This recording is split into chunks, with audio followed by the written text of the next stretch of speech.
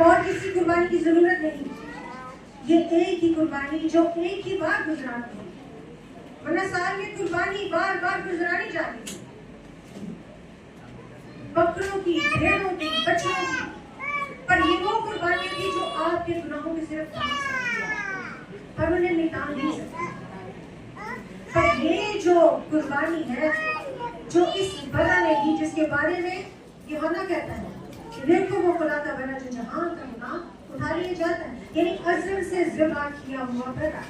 یہ کیسی قربانی تھی؟ اسے پاک، بے عیب، زندہ قربانی گناہ کو گزرانی، اپنا بدن دے دیا تاکہ توڑا جائے اور آپ اور میں شفا پا سکیں.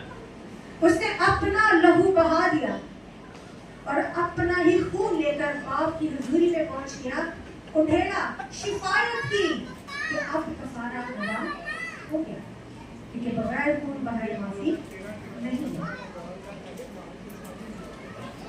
یہ ایسی قربانی جس کے بعد آپ کسی اور قربانی کی ضرورت نہیں.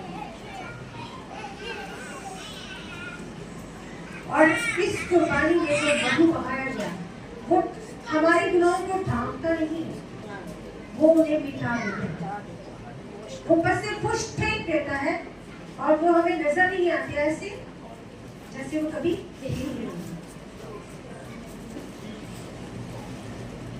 اور جب اپنا خون لے کے باپ کے پاس گیا تو اس نے کہانت کی وہ لڑی جو اسرائیل میں رائج تھی.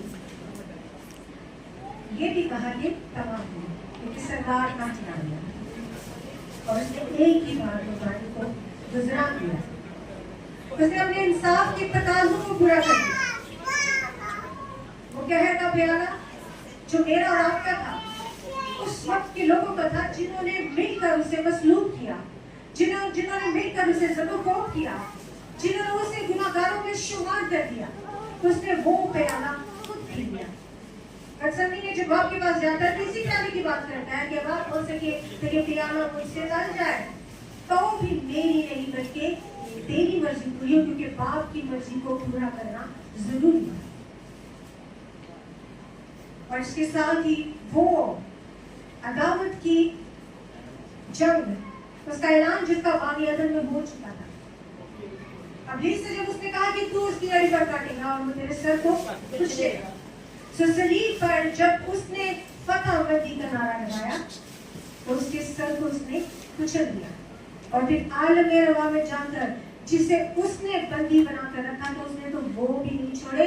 بالکل اسی طرح جیسے موسیٰ نے بنی اسرائیل کو نکالا مصر سے تو اپنے کسی جانور کا کھر تک نہ چھوڑا تھا. اور یہاں پر اس نے ان لوگوں کو بھی جو پہلے اس میں سو چکے تھے خدا میں، اس نے انہیں بھی نہیں چھوڑا ہے اور ان کا بھی کفارہ ادا ہو چکا تھا. ہو گیا منانی کی عورت کے ساتھ وہاں پر اس نے جنگ کر کے اس کے سر کو کچلا، زمین پر تو کچلا، پاتال میں کچلا اور لوگوں کو آزاد کیا اور جا کر کبریا کے دھرم پر بیٹھ گیا. خدا اللہ سے